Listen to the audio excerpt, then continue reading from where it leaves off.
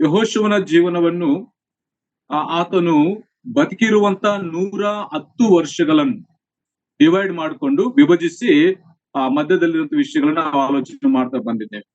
ಮೊದಲು ಐಗುಪ್ತ ದೇಶದಲ್ಲಿ ಇದ್ದಂತ ಯೆಹೋಶುವನು ಅಂದ್ರೆ ಎಲ್ಲರಲ್ಲಿ ಒಬ್ಬನಾಗಿ 45 ವರ್ಷಗಳು ಆತನು ಜೀವಿಸಿರುವಂತ ಜೀವನವನ್ನು ನಾವು ಮೊದಲನೇ ಭಾಗದಲ್ಲಿ ಗಮನಿಸಿದ್ದೇವೆ. ಎಲ್ಲರಲ್ಲಿ ಒಬ್ಬನಾಗಿರುವಂತ ಯೆಹೋಶುವನು, ಅದರಲ್ಲಿ ನಾವು ಗಮನಿಸಿರುವಂತದ್ದು ರಕ್ಷಣೆ ಹೊಂದಿರುವಂತ ಯೆಹೋಶುವನಂತೇಳಿ ನಾವು ಗಮನಿಸಿದ್ದೇವೆ. ಆಮೇಲೆ ದೇವರ ಒಂದು ಸಂರಕ್ಷಣೆಯನ್ನು ಅನುಭವಿಸಿರುವಂತ ಶಕ್ತಿಯನ್ನು ಅನುಭವಿಸಿರುವಂತ ಯೆಹೋಶುವನ ಬಗ್ಗೆ ನಾವು ಆಲೋಚನೆ ಮಾಡಿದ್ದೇವೆ. ಆಮೇಲೆ ದೇವರನ್ನು ಆರಾಧಿಸಿರುವಂತ ಯೆಹೋಶುವನ ಬಗ್ಗೆ ಆಲೋಚನೆ ಮಾಡಿದ್ದೇವೆ. ಆಜ್ಞೆಯನ್ನು ಹೊಂದಿರುವಂತ ಯೆಹೋಶುವನಂತೇಳಿ ಆಲೋಚನೆ ಮಾಡಿದ್ದೇವೆ. ಆಹಾರವನ್ನು ಭುಜಿಸಿರುವಂತ ಯೆಹೋಶುವನು, ದೈವಿಕವಾದಂತ ನೀರನ್ನು ಕುಡಿದಂತ ಯೆಹೋಶುವನು, ಯುದ್ಧಕ್ಕೆ ಸಿದ್ಧನಾಗಿರುವಂತ ಯೆಹೋಶುವನಂತೇಳಿ ಮೊದಲನೇ ಭಾಗದಲ್ಲಿ ಸುಮಾರು ಒಂದು 7-8 ವಿಷಯಗಳನ್ನು ನಾವು ಆಲೋಚನೆ ಮಾಡ್ತಾ ಬಂದಿದ್ದೇವೆ.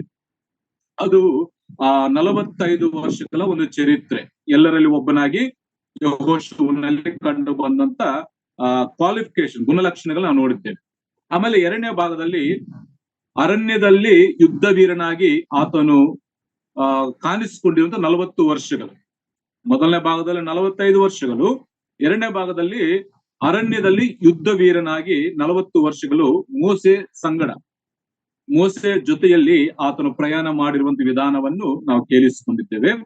ಅದರಲ್ಲಿ ಪ್ರಾಮುಖ್ಯವಾಗಿ ವಿಧೇಯತೆಯನ್ನು ತೋರಿಸಿರುವಂತ ಯೆಹೋಶುವನ ಬಗ್ಗೆ ನಾವು ಆಲೋಚನೆ ಮಾಡಿದ್ದೇವೆ. ಯುದ್ಧಕ್ಕೆ ಧೈರ್ಯವಾಗಿ ಮುಂದೆ ಹೋಗಿರುವಂತ ಯೆಹೋಶುವನ ಬಗ್ಗೆ ನಾವು ಆಲೋಚನೆ ಮಾಡಿದ್ದೇವೆ. ಮತ್ತು ಕಾರ್ಯಗಳಲ್ಲಿ ಸಮರ್ಥನಾದಂತ ಯೆಹೋಶುವನ ಬಗ್ಗೆ ನಾವು ಆಲೋಚನೆ ಮಾಡಿದ್ದೇವೆ. ಮತ್ತು ದೇವರ ಸನ್ನಿಧಿಯನ್ನು ಅನುಭವಿಸಿರುವಂತ ಯೆಹೋಶುವನ ಬಗ್ಗೆ ಆಲೋಚನೆ ಮಾಡಿದ್ದೇವೆ. ಆಮೇಲೆ ನಂಬಿಕೆಯ ವೀರನು ಅಂತೇಳಿ ಆತನ ನಂಬಿಕೆಯ ಬಗ್ಗೆ ಆಲೋಚನೆ ಮಾಡಿದ್ದೇವೆ. ಆಮೇಲೆ ಪರಿಚಾರಕನಾದಂತ ಯೆಹೋಶುವನು, ಇಲ್ಲ ದಾಸನಾದಂತ ಯೆಹೋಶುವನು ಅಂತೇಳಿ ಎರಡನೇ ಭಾಗದಲ್ಲಿ ಸುಮಾರು ಒಂದು 6 ವಿಷಯಗಳನ್ನು ಯೆಹೋಶುವನ ಜೀವನದಿಂದ ನಾವು ಆಲೋಚನೆ ಮಾಡ್ತಾ ಬಂದಿದ್ದೇವೆ.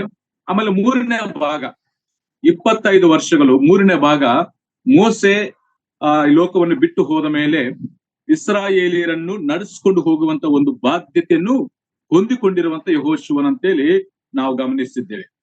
ಅದು 25 ವರ್ಷಗಳು. ಅದರಲ್ಲಿ ಯೆಹೋಶುವನ ಗ್ರಂಥ 1ನೇ ಅಧ್ಯಾಯ 1-9 ವಚನಗಳಲ್ಲಿ ಆತನಿಗೆ ಆ ಬಾಧ್ಯತೆಯನ್ನು ಒಪ್ಪಿಸುವುದಕ್ಕಿಂತ ಮುಂಚಿತವಾಗಿ ದೇವರು ಅವನನ್ನು ಬಲಪಡಿಸಿ ಆ ಬಾಧ್ಯತೆಯನ್ನು ಒಪ್ಪಿಸಿದ್ದಾನಂತೇಳಿ ನಾವು ಗಮನಿಸುತ್ತಾ ಬಂದಿದ್ವಿ. ಈ 25 ವರ್ಷಗಳು ಒಬ್ಬ ಶ್ರೇಷ್ಠ ನಾಯಕನಾಗಿ ಇಸ್ರಾಯೇಲಿಯರನ್ನು ವಾಗ್ದಾನ ದೇಶದಲ್ಲಿ ಆತನು ನಡೆಸಿರುವಂತ ಶ್ರೇಷ್ಠ ವ್ಯಕ್ತಿಯಾಗಿ ಆತನ ಜೀವನವನ್ನು ನಾವು ನೋಡ್ತೀವಿ. ನಾವು ಇಡೀ ಪುಸ್ತಕವನ್ನು ನಾವು ಆಲೋಚನೆ ಮಾಡ್ಲಿಕ್ಕೆ ಹೋಗ್ತಾ ಇಲ್ಲ. ಆದ್ರೆ ಯೆಹೋಶುವನ ಜೀವನದಲ್ಲಿ ಕಂಡು ಬಂದಂತ ವಿಷಯಗಳು ಮಾತ್ರ ನಾವು ಆಲೋಚನೆ ಮಾಡ್ತಾ ಬಂದಿದ್ದೇವೆ. ಅದರಲ್ಲಿ ಯೆಹೋಶುವನ ಗ್ರಂಥ 1ನೇ ಅಧ್ಯಾಯ 1ನೇ ವಚನದಿಂದ 9ನೇ ವಚನದವರೆಗೂ ಯೆಹೋಶುವನನ್ನು ದೇವರು ಯಾವ ರೀತಿಯಾಗಿ ಬಲಪಡಿಸಿದ್ದಾನೆ ಅಂತ ನಾವು ನೋಡಿದ್ದೇವೆ. ಮೊದಲು ಯೆಹೋಶುವನನ್ನು ಬಲಪಡಿಸಿ ಆ ಬಾಧ್ಯತೆಯನ್ನು ಒಪ್ಪಿಸಿದ್ದಾನೆ ಅಂತೇಳಿ ನಾವು ಕೇಳಿಸಿಕೊಂಡಿದ್ದೇವೆ. ಆದ್ರೆ ಯಾವ ರೀತಿಯಾಗಿ ಬಲಪಡಿಸಿದ್ದಾನೆ ಅಂತ ನಾವು ನೋಡಿದಾಗ, ಒಂದು, ತನ್ನ ವಾಗ್ದಾನಗಳ ಮೂಲಕವಾಗಿ ಯೆಹೋಶುವನನ್ನು ಬಲಪಡಿಸಿದ್ದಾನೆ. ದೇವರು ತನ್ನ ಪಿತೃರಿಗೆ ಕೊಟ್ಟಂತ ವಾಗ್ದಾನಗಳನ್ನು ಮತ್ತು ಪ್ರಸ್ತುತವಾಗಿ ಆತನಿಗೆ ಕೊಟ್ಟಂತ ವಾಗ್ದಾನ ಮೂಲಕವಾಗಿ ನಾನು ನಿನ್ನ ಸಂಗಡ ಇರ್ತೇನೆ, ನೀನು ಭಯಪಡಬೇಡ, ನೀನು ಹೆದರಬೇಡ, ಧೈರ್ಯವಾಗಿರು, ಚಿರಚಿತ್ತನಾಗಿರು, ನಾನಿದ್ದೇನೆ ಅಂತೇಳಿ ಅನೇಕ ವಾಗ್ದಾನಗಳ ಮೂಲಕವಾಗಿ ಯೆಹೋಶುವನನ್ನು ಬಲಪಡಿಸಿರುವಂತದ್ದು ನಾವು ಈ ವಚನ ಭಾಗದಲ್ಲಿ ಗಮನಿಸಿದ್ದೇವೆ. ಆಮೇಲೆ ಎರಡನೇದಾಗಿ ತನ್ನ ವಾಕ್ಯದಿಂದ ಯೆಹೋಶುವನನ್ನು ಬಲಪಡಿಸಿದ್ದಾನೆ ಅಂತೇಳಿ ನಾವು 7, 8, 9 ವಚನಗಳನ್ನ ಆಧಾರ ಮಾಡಿಕೊಂಡು ಆಲೋಚನೆ ಮಾಡ್ತಾ ಬಂದಿದೆ. ವಾಗ್ದಾನದಿಂದ ಬಲಪಡಿಸಿದ್ದಾನೆ. ಅದೇ ರೀತಿಯಾಗಿ ದೇವರ ವಾಕ್ಯದಿಂದ ಯೆಹೋಶುವನನ್ನು ಬಲಪಡಿಸಿರುವಂತದ್ದು ನಾವು ಗಮನಿಸಿದ್ವಿ. ಅದರಲ್ಲಿ 3 ರೀತಿಯಾಗಿ ಒಬ್ಬ ವ್ಯಕ್ತಿ ಬಲ ಹೊಂದುತ್ತಾನೆ ಅಂತ ನಾವು ನೋಡಿದ್ದೇವೆ. ಒಬ್ಬ ವ್ಯಕ್ತಿ ದೇವರ ವಾಕ್ಯದಿಂದ 3 ರೀತಿಯಾಗಿ ಬಲ ಹೊಂದುತ್ತಾನಂತೆ ನಾವಿಲ್ಲಿ ಗಮನಿಸಿದ್ದೇವೆ. ಯೆಹೋಶುವನಿಗೆ ದೇವರಲ್ಲಿರುವಂತದ್ದು ದೇವರ ವಾಕ್ಯವನ್ನು ಅಭ್ಯಾಸ ಮಾಡುವುದರಿಂದ ಬಲ ಹೊಂದುತ್ತಾನೆ. ಅದು ದೇವರು ಯೆಹೋಶುವನಿಗೆ ಹೇಳಿದ್ದಾನೆ, ನೀನು ಅದನ್ನು ಅಭ್ಯಾಸ ಮಾಡು ಅಂತೇಳಿ. ಒಬ್ಬ ವ್ಯಕ್ತಿ ದೇವರ ವಾಕ್ಯವನ್ನು ಓದಬೇಕು, ಓದಿರುವಂತ ವಾಕ್ಯವನ್ನು ಅಭ್ಯಾಸ ಅಂದ್ರೆ ಅದರ ಅರ್ಥವನ್ನು ತಿಳ್ಕೊಳ್ಳುವುದರಲ್ಲಿ, ಅದನ್ನು ಗ್ರಹಿಸಿಕೊಳ್ಳುವುದರಲ್ಲಿ ಅವನು ಬಲ ಹೊಂದುತ್ತಾನಂತೇಳಿ ನಾವು ಗಮನಿಸಿದ್ದೇವೆ. ಅಭ್ಯಾಸದಿಂದ ಬಲ ಹೊಂದುತ್ತಾನೆ. 2, ಆ ದೇವರ ವಾಕ್ಯವನ್ನು ಅನುಸರಿಸಿ ನಡೆಯುವುದರಿಂದ ಬಲ ಹೊಂದುತ್ತಾನೆ ಅಂತೇಳಿ ನಾವು ಗಮನಿಸಿದ್ದೇವೆ. ಆ ದೇವರ ವಾಕ್ಯವನ್ನು ಅನುಸರಿಸಿ ನಡೆಯುವುದರಿಂದ ಬಲ ಹೊಂದುತ್ತಾನೆ ಅಂತೇಳಿ ನಾವು ಗಮನಿಸಿದ್ದೇವೆ. 3ನೇದಾಗಿ, ದೇವರ ವಾಕ್ಯವನ್ನು ಮತ್ತೊಬ್ಬರಿಗೆ ಹಂಚುವುದರಿಂದ ಆತನು ಬಲ ಹೊಂದುತ್ತಾನಂತೇಳಿ ನಾವು ವಾಕ್ಯ ಭಾಗದಲ್ಲಿ ಗಮನಿಸುತ್ತೇವೆ. ಇವತ್ತು ಆ 3ನೇ ವಿಷಯ, ಒಬ್ಬ ವ್ಯಕ್ತಿ ದೇವರ ವಾಕ್ಯವನ್ನು ಮತ್ತೊಬ್ಬರಿಗೆ ಹಂಚುವಾಗ ಇಲ್ಲ ಮತ್ತೊಬ್ಬರಿಗೆ ಪ್ರಕಟಿಸುವಾಗ ಅವನು ಬಲ ಹೊಂದುತ್ತಾನೆ ಅಂತೇಳಿ ನಾವು ದೇವರ ವಾಕ್ಯ ಭಾಗದಲ್ಲಿ ನಾವು ಇವತ್ತು ಸ್ವಲ್ಪ ನಾವು ಆಲೋಚನೆ ಮಾಡ್ಲಿಕ್ಕೆ ಹೋಗ್ತೇವೆ. ಆದರೆ ನಿಮ್ಮಲ್ಲಿ ಒಂದು ಪ್ರಶ್ನೆ ಮಾಡ್ಲಿಕ್ಕಿದ್ದೇನೆ, ಒಂದು ಪ್ರಶ್ನೆ ಮಾಡ್ತೇನೆ. ಅದಕ್ಕೆ ನೀವು ಆನ್ಸರ್ ಹೇಳಿದ ಮೇಲೆ ನಾನು ಮುಂದೆ ವಾಕ್ಯ ಭಾಗಕ್ಕೆ ಹೋಗ್ತೇವೆ. ಆ ಪ್ರಶ್ನೆ ಏನಂತಂದ್ರೆ, ಒಬ್ಬ ವ್ಯಕ್ತಿ ಆಧ್ಯಾತ್ಮಿಕವಾಗಿ ಪರಿಪಕ್ವತೆ ಹೊಂದಿದ್ದಾನೆ ಅನ್ಲಿಕ್ಕೆ ಕೆಲವೊಂದು ಗುರುತುಗಳಿರ್ತವೆ. ಒಬ್ಬ ವ್ಯಕ್ತಿ ಆತ್ಮಿಕವಾದಂತ ಮೆಚುರಿಟಿಗೆ ಕೆಲವೊಂದು ಗುರುತುಗಳಿರ್ತವೆ. ಆ ಗುರುತುಗಳು ಏನಂತೇಳಿ ನಿಮ್ಮಲ್ಲಿ ಕೆಲವರು ನಮಗೆ ತಿಳಿದ ವಿಷಯಗಳು ಏನಿದೆ ನಾವು ಮುಂದೆ ಯಾರನ್ನು ನೋಡಿ ಈತನು ಮೆಚುರಿಟಿ ಹೊಂದಂತ ವ್ಯಕ್ತಿ ಇಲ್ಲ ಆಧ್ಯಾತ್ಮಿಕವಾದಂತ ಪರಿಪಕ್ವತೆ ಹೊಂದಿರುವಂತ ವ್ಯಕ್ತಿ ಅಂತ ಹೇಳಲಿಕ್ಕೆ ಸಾಧ್ಯ? ಹೇಳ್ತೀರಾ?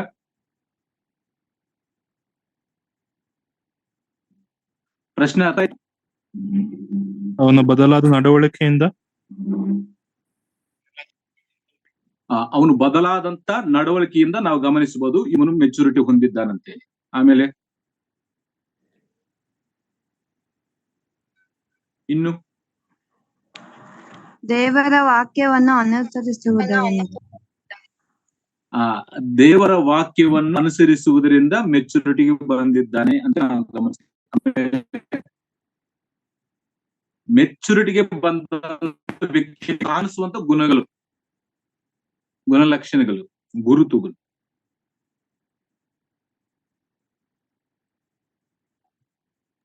ಇನ್ನು ಅವರು ಶಾಂತ ಸ್ವಭಾವದವರಾಗಿರ್ತಾರೆ. ಆ ವ್ಯಕ್ತಿ ಶಾಂತ ಸ್ವಭಾವದಲ್ಲಿದ್ದಾಗ ನಾವು ಗಮನಿಸ್ತೇವೆ ಇವನು ಮೆಚುರಿಟಿ ಅಂತೇಳಿ. ಆಮೇಲೆ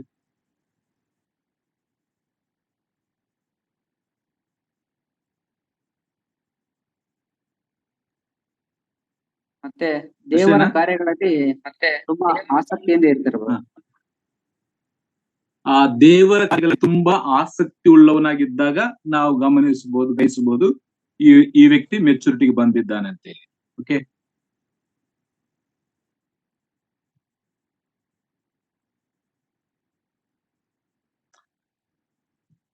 ಅಷ್ಟೇನಾ? ಇನ್ನು ಯವನಸ್ಥರಿದ್ರಲ್ಲ ಅಂಕಲ್, ದೇವರ ವ್ಯಕ್ತಿ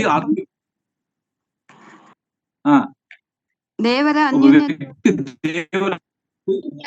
ಇದ್ದಾಗ ಮೆಚುರಿಟಿ ಬಂದಿದ್ದಾನೆ ಅಂತ ಹೇಳಿ, ಪರಿಪಕ್ವತೆ ಹೊಂದಿದ್ದಾನೆ ಅಂತ ಹೇಳಿ. ಓಕೆ,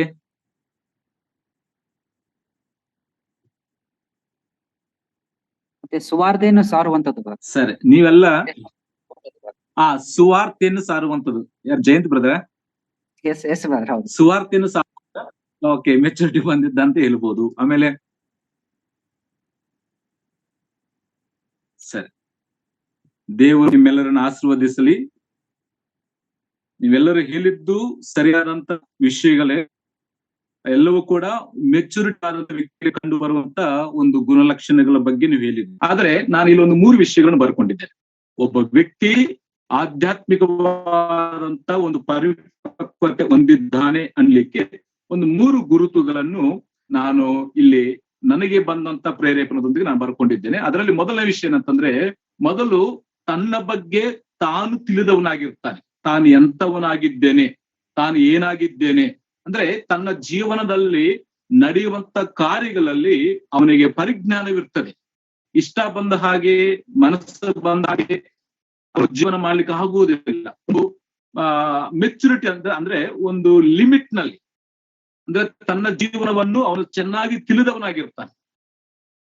ತನ್ನ ಜೀವನದಲ್ಲಿ ನಡೆಯುವಂತ ಪ್ರತಿಯೊಂದು ಕಾರ್ಯದಲ್ಲಿ ಅವನಿಗೊಂದು ಮಾಹಿತಿ ಇರ್ತದೆ, ತನ್ನ ಬಗ್ಗೆ ತಾನು ತಿಳಿದವನಾಗಿರ್ತಾನೆ. ಇವತ್ತು ಅನೇಕ ಜನರಿಗೆ ತಮ್ಮ ಬಗ್ಗೆ ಅವ್ರಿಗೆ ಅಷ್ಟು ತಿಳುವಳಿಕೆ ಇರುವುದಿಲ್ಲ, ಮತ್ತೊಬ್ಬರ ಬಗ್ಗೆ ತಿಳುವಳಿಕೆ ತುಂಬಾ ಇರ್ತದೆ.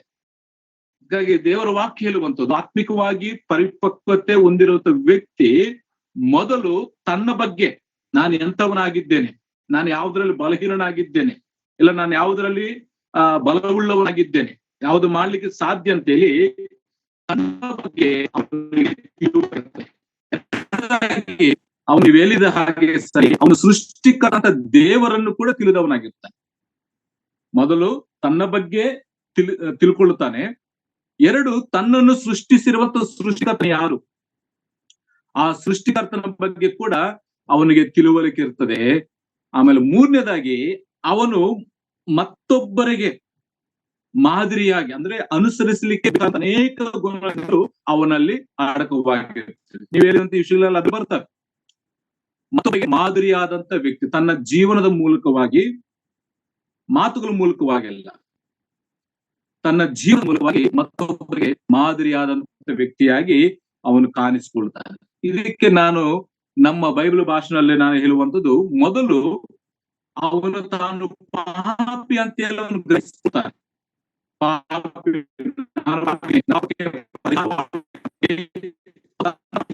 ಅವನು ಗ್ರಹಿಸಿಕೊಳ್ತಾನೆ. ಅವನು ಸೃಷ್ಟಿಕರ್ತನ ದೇವರನ್ನ ರಕ್ಷಣೆ, ತನ್ನ ಪಾಪಗಳಿಗೆ ಪರಿಹಾರವನ್ನು ಹೊಂದಿಕೊಳ್ಳುವುದಕ್ಕಾಗಿ ದೇವನು ಅವನನ್ನು ಆಶ್ರಯಿಸಿಕೊಳ್ತಾನೆ, ಆ ದೇವರನ್ನು ನಂಬುತ್ತಾನೆ. ಮೂರನೇದಾಗಿ ಆ ದೇವರ ವಿಷಯದಲ್ಲಿ ಅನೇಕರಿಗೆ ಶ್ರೇಷ್ಠವಾದಂತಹ ಸಂಗತಿಗಳನ್ನು ತಿಳಿಸುವುದಕ್ಕಾಗಿ ಮತ್ತು ಅವರಿಗೆ ಮಾದರಿಯಾಗಿ ಜೀವಿಸಲಿಕ್ಕೆ ಅವನು ಸಾಧಕನಾಗ್ತಾನೆ.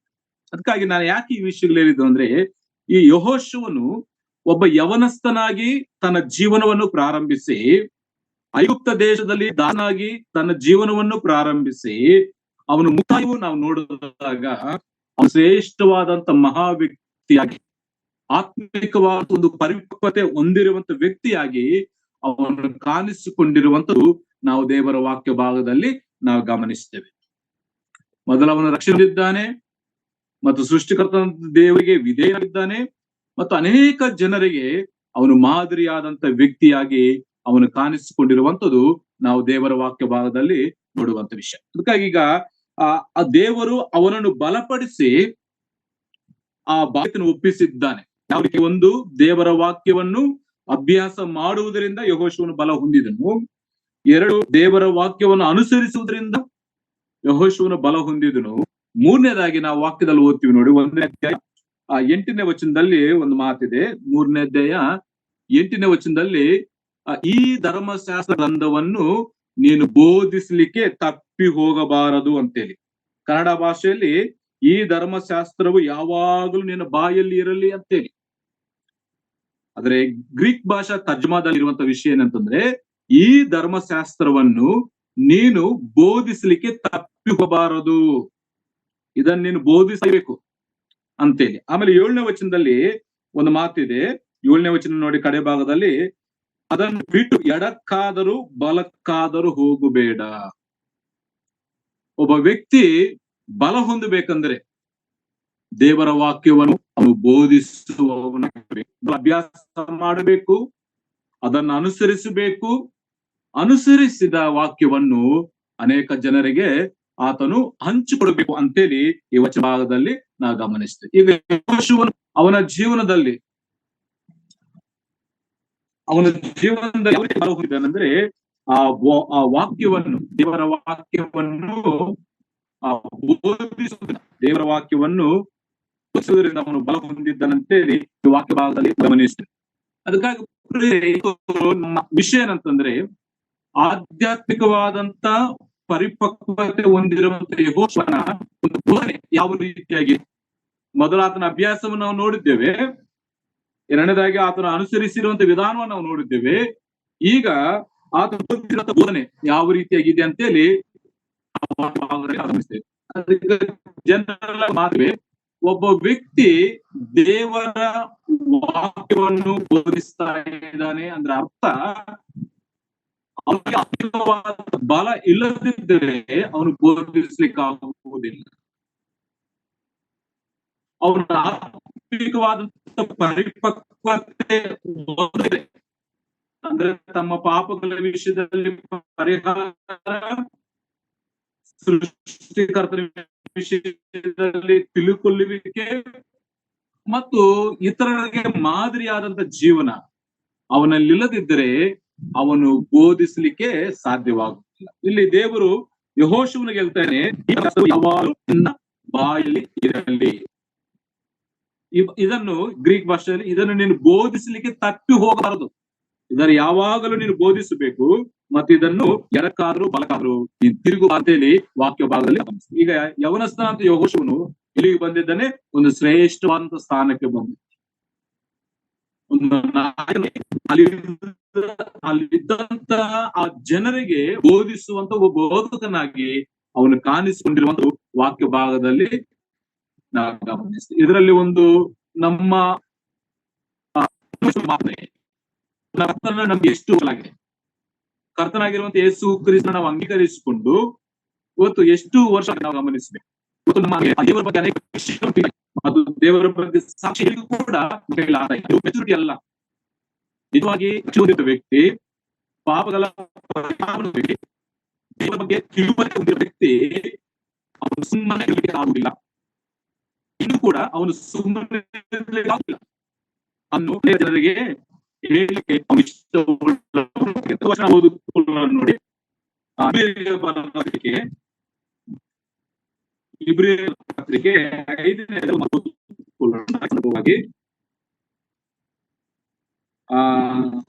5ನೇ ಅಧ್ಯಾಯ ಒಂದು ಮಾತನ್ನ ಓದ್ತೀನಿ ನೋಡಿ. ಈ ವಿಷಯದಲ್ಲಿ ನಾವು ಹೇಳಬೇಕಾದ ಮಾತು ಬಹಳ ಉಂಟು, ಆದರೆ ನಿಮ್ಮ ಕಿವಿಗಳು ಮಂದವಾದದರಿಂದ ವಿವರಿಸುವುದು ಕಷ್ಟವಾಗಿದೆ.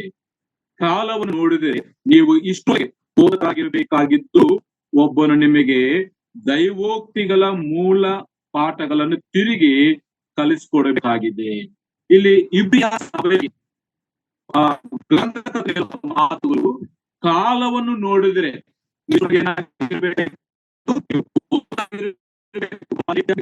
ಒಂದು ಪರಿಪಕ್ವತೆ ಹೊಂದಿದವರಾಗಿರಬೇಕು.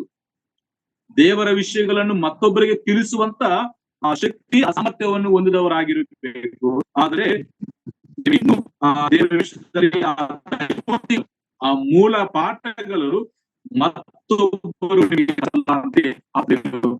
ಅದಕ್ಕಾಗಿ ಪ್ರಿಯರೇ, ಆಧ್ಯಾತ್ಮಿಕವಾದಂತ ಒಂದು ಪರಿಪಕ್ವತೆ ಹೊಂದಿರುವಂತ ವ್ಯಕ್ತಿ ಅಂತೇಳಿ ನಾವು ನೋಡಿ. ಇಲ್ಲಿ ಇವ್ರು ಯಾಕೆ ಪರಿಪಕ್ವತೆ ಹೊಂದಲಿಲ್ಲ ಅಂತ ನಾವು ನೋಡ್ಬೇಕಾದ್ರೆ ಅವರ ಕಿವಿಗಳಾಗಿದ್ದಾವೆ, ಮಂದವಾಗಿದ್ದಾವೆ. ದೇವರ ವಾಕ್ಯ ಕೇಳಿಸ್ಕೊಳ್ಳಿಕ್ಕೆ ಇರುವುದಿಲ್ಲ, ದೇವರ ವಾಕ್ಯಗಳನ್ನ ಅಭ್ಯಾಸ ಮಾಡ್ಲಿಕ್ಕೆ ಇಷ್ಟ ಇರುವುದಿಲ್ಲ, ಮತ್ತು ಅನುಸರಿಸುವುದು ಕೂಡ ಅವರಿಗೆ ಇಷ್ಟವಿರುವುದಿಲ್ಲ. ಅಂತವರು ಮೆಚುರಿಟಿಗೆ ಬರ್ಲಿಕ್ಕೆ ಆಗುವುದಿಲ್ಲ, ಆಧ್ಯಾತ್ಮಿಕವಾದ ಮೆಚುರಿಟಿಗೆ ಬರ್ಲಿಕ್ಕೆ ಆಗುವುದಿಲ್ಲ. ಯಾರು ಕೇಳಿಕೊಳ್ಳಿಕ್ಕೆ ತುಂಬಾ ಇಂಟ್ರೆಸ್ಟ್ ಇರ್ತಾರೆ, ಅದನ್ನು ಅರ್ಥ ಮಾಡಿಕೊಂಡು ಅನುಸರಿಸ್ತಾ ಇರ್ತಾರೆ, ಮಾತ್ರ ಆಧ್ಯಾತ್ಮಿಕವಾದಂತ ಒಂದು ಪರಿಪಕ್ವತೆಗೆ ಅವ್ರು ಬಲಿಕಾಗ್ತಾರೆ. ಆದ್ರೆ ಇಲ್ಲಿ ಇವ್ರೇನಾಗಿದ್ದಾರೆ, ಇನ್ನು ಹಾಲು ಕುಡಿಯುವಂತ ಮಕ್ಕಳಾಗಿದ್ದಾರೆ. ವಾಕ್ಯದಲ್ಲಿ ನಾವು ಗಮನಿಸ್ತೇವೆ ನೋಡಿ. ನೀವು ಹಾಲು ಕುಡಿಯತಕ್ಕವರೇ ಹೊರತು ಗಟ್ಟಿಯಾದ ಆಹಾರವನ್ನು ತಿನ್ನತಕ್ಕವರಲ್ಲ. ಈ ಹಾಲು ಕುಡಿಯುವಂತ ಮಕ್ಕಳ ಒಂದು ಸ್ಥಿತಿ ಆಧ್ಯಾತ್ಮಿಕ ಜೀವನದಲ್ಲಿ ಅಷ್ಟು ಒಳ್ಳೆಯದಲ್ಲ. ನಾವು ರಕ್ಷಣೆ ಹೊಂದಿದಾಗ ನಾವು ಹಸುಕೂಸುತ್ತೇವೆ. ಪೇತ್ರ ಪತ್ರಿಕೆ 1ನೇ ಪತ್ರಿಕೆ 2ನೇ ಅಧ್ಯಾಯ 1ನೇ ವಚನದಲ್ಲಿ ನಾವು ಹಸು ಕೂಸಾಗ್ತೇವೆ. ಆದರೆ ಹಾಗೆ ಇರಬಾರದು. ನಾವು ದಿನ ನಬ್ದವರಾಗ್ತಾ ಬರಬೇಕು, ಹಾಲು ಕುಡಿಬೇಕು, ಅನ್ನ ತಿನ್ಬೇಕು, ಕಷ್ಟವಾದಂತ ಆಹಾರವನ್ನು ಜೀರ್ಣಿಸುವ ಶಕ್ತಿ ನಮ್ಮಲ್ಲಿರ್ಬೇಕು. ಅದು ಆಧ್ಯಾತ್ಮಿಕವಾದಂತ ಮೆಚುರಿಟಿ ಅಂತ ಹೇಳಿ. ಹಾಗಾಗಿ ಇಲ್ಲಿದ್ದಂತ ಎಬ್ರಿ ಸಭೆಯವರು ಅವ್ರೇನಾಗಿದ್ದಾರೆ, ಅವ್ರು ಇನ್ನೂ ಹಸು ಮಕ್ಕಳ ಹಾಗೆ, ಹಾಲು ಕುಡಿಯುವಂತ ಮಕ್ಕಳ ಹಾಗೆ ಇದ್ದಾರೆ. ಬಲವಾದಂತ ಆಹಾರವು ಅವರು ತಿನ್ಲಿಕ್ಕೆ ಅವ್ರ ಶಕ್ತಿ ಇಲ್ಲ. ಹಾಗಾಗಿ ಯೆಹೋಶುವನ ಜೀವನದಿಂದ ನಾವು ಕಲೀಲಿಕ್ಕಿರುವಂತ ಮೊದಲನೇ ಒಂದು ವಿಷಯ ಏನಂತಂದ್ರೆ, ಆತನು ಆಧ್ಯಾತ್ಮಿಕವಾದಂತ ಒಂದು ಪರಿಪಕ್ವತೆ ಹೊಂದಿರುವಂತ ಒಬ್ಬ ವ್ಯಕ್ತಿ. ದೇವರ ವಾಕ್ಯವನ್ನು ಅಂದ್ರೆ ತಾನು ತಿಳಿದ ವಿಷಯಗಳು, ತಾನು ಅನುಸರಿಸಿರುವಂತ ವಿಷಯಗಳು ಮತ್ತೊಬ್ಬರಿಗೆ ತಿಳಿಸಿ ಆತನ ಶಕ್ತಿ ಸಾಮರ್ಥ್ಯವನ್ನು ಹೊಂದಿದವನಾಗಿದ್ದಂತೆ ಈ ಭಾಗದಲ್ಲಿ ನಾವು ಗಮನಿಸ್ತೇವೆ. ಮತ್ತು ಮೊದಲನೇ ಕೊರಿಂಥಿ ಪತ್ರಿಕೆ 3ನೇ 1ನೇ ವಚನ 2ನೇ ವಚನವನ್ನ ಓದಬೇಕಾದ್ರೆ ಕೊರಿಂಥಿ ಸಭೆಯವರ ವಿಷಯದಲ್ಲಿ ಹೇಳ್ತಾರೆ, ನೀವು ಇನ್ನೂ ಹಸು ಮಕ್ಕಳಂತಿದ್ದೀರಿ. ನೋಡಿ ಆ ಮಾತು ಓದ್ಕೊಳ್ಳೋಣ. ಮೊದಲನೇ ಕೊರಿಂಥಿ ಪತ್ರಿಕೆ 3ನೇ ಅಧ್ಯಾಯ 2ನೇ ವಚನದಲ್ಲಿ ನೋಡಿ, 2ನೇ ವಚನ ಅಲ್ಲ, ಮೊದಲನೇ ವಚನ 3ನೇ ಭಾಗದಲ್ಲಿ ಕ್ರಿಸ್ತನ ವಿಷಯದಲ್ಲಿ ಎಲೆಗೂಸುಗಳು ಆಗಿರುವಂತವರಿಗೆ ತಕ್ಕಂತೆ ನಿಮ್ಮನ್ನ ಮಾತಾಡಬೇಕು. ಯಾವ ರೀತಿಯಾಗಿದ್ದಾರೆ ಅವರು? ಕ್ರಿಸ್ತನ ವಿಷಯದಲ್ಲಿ ಅವರು ಆಧ್ಯಾತ್ಮಿಕವಾದಂತ ಒಂದು ಪರಿಪಕ್ವತೆಗೆ ಬಂದಿಲ್ಲ. ಅವ್ರು ಇನ್ನೂ ಹಸು ಕೂಸುಗಳಾಗಿ ಹಾಲು ಕುಡಿಯುವಂತ ಮಕ್ಕಳ ಹಾಗೆ ಅವರು ಜೀವಿಸ್ತಾ ಇದ್ದಾರೆ ಅಂತ ಹೇಳಿ ನಾವು ದೇವರ ವಾಕ್ಯ ಭಾಗದಲ್ಲಿ ನಾವು ಗಮನಿಸುವಂತ. ಅದಕ್ಕಾಗಿ ಮೊದಲನೇ ಒಂದು ವಿಷಯ ಏನಂತಂದ್ರೆ, ಯೆಹೋಶುವನಿಗೆ ದೇವರು ಕೊಟ್ಟಂತ ಆಜ್ಞೆ, ನೀವು ಇದನ್ನು ಬೋಧಿಸಬೇಕು. ಇದರಿಂದ ಎಡಕ್ಕಾದರೂ ಬಲಕ್ಕಾದರೂ ನೀನು ತಿರುಗಬಾರದಂದ್ರೆ ಅರ್ಥ ಅವನು ಬೋಧಿಸ್ಲಿಕ್ಕೆ ಶಕ್ತನಾಗಿದ್ದಾನೆ. ಆಧ್ಯಾತ್ಮಿಕವಾದ ಒಂದು ಪರಿಪಕ್ವತೆ ಯೆಹೋಶುವನು ಹೊಂದಿರುವಂತದ್ದು ಈ ವಾಕ್ಯ ಭಾಗದಲ್ಲಿ ನಾವು ಗಮನಿಸ್ತೇವೆ. ಅದಕ್ಕಾಗಿ ಇವತ್ತು ಆತನು ಬೋಧಿಸಿರುವಂತ ಬೋಧನೆ ಯಾವ ರೀತಿಯಾಗಿದೆ ಅಂತ ನಾವು ಕೆಲವೊಂದು ವಿಚಾರಗಳನ್ನು ನಾವು ಆಲೋಚನೆ ಮಾಡ್ತೀವಿ. ಯೆಹೋಶುವನ ಒಂದು ಆಧ್ಯಾತ್ಮಿಕ ಅಲ್ಲಿದ್ದಂತ ಜನರಿಗೆ, ಅಲ್ಲಿದ್ದಂತ ನಾಯಕರಿಗೆ, ಅಲ್ಲಿದ್ದಂತ ಪ್ರಜೆಗಳಿಗೆ ಆತನು ಕೊಟ್ಟ ಸಂದೇಶ ಈ ಸಮಯದಲ್ಲಿ ಸ್ವಲ್ಪ ಆಲೋಚನೆ ಮಾಡ್ಲಿಕ್ಕೆ ಹೋಗ್ತಾರೆ. ಅದನ್ನು 10ನೇ ವಚನದಿಂದ 12ನೇ ವಚನದವರೆಗೂ ನಾವು 11ನೇ ವಚನ ಓದ್ತಾ ಇದ್ದೀವಿ. ಜನಾಧಿಗಳಿಗೆ ನೀವು ಪಾಲಿನ ಎಲ್ಲ ಕಡೆಗೂ ಹೋಗಿ ಜನರಿಗೆ, ನೀವು ಇನ್ನು 3 ದಿವಸಗಳಲ್ಲಿ ಈ ಯೋರ್ದಾನ್ ಹೊಳೆಯನ್ನು ದಾಟಿ ನಿಮ್ಮ ದೇವರ ಯೆಹೋವನು ನಿಮಗೆ ಸ್ವಾಸ್ಥ್ಯವಾಗಿ ಕೊಡುವ ದೇಶವನ್ನು ಸ್ವತಂತ್ರಿಸಿಕೊಳ್ಳುವುದಕ್ಕೆ ಹೋಗಬೇಕು. ಆದದ್ರಿಂದ ನಿಮಗೋಸ್ಕರ ಆಹಾರವನ್ನು ಸಿದ್ಧ ಮಾಡಿಕೊಳ್ಳಿರಿ ಎಂದು ಹೇಳಬೇಕು ಅಂದನು. 1ರಿಂದ 9 ದೇವರಿಂದ ಕೇಳಿಸಿಕೊಂಡಿದ್ದ. 1ರಿಂದ 9 ವಚನ ದೇವರು ಮಾತಾಡಿದ್ದಾನೆ ಯೆಹೋಶುವನಿಗೆ. ದೇವರು ಮಾತಾಡಿದ್ದಾರೆ. ಈಗ 10ನೇ ವಚನದಿಂದ ಯೆಹೋಶುವನು ಮಾತಾಡ್ತಾ ಇದ್ದಾನೆ. ಅದೇ ನಮ್ಮ ಭಾಷೆಯಲ್ಲಿ ಯೆಹೋಶುವನು ಬೋಧಿಸ್ತಾ ಇದ್ದಾನೆ. ಯೆಹೋಶುವನು ಆತನ ಸಂದೇಶ ಅದಕ್ಕಾಗಿ ಆಧ್ಯಾತ್ಮಿಕವಾದ ಪರಿಪಕ್ವತೆ ಹೊಂದಿರುವಂತ ವ್ಯಕ್ತಿ ಅಂತೇಳಿ.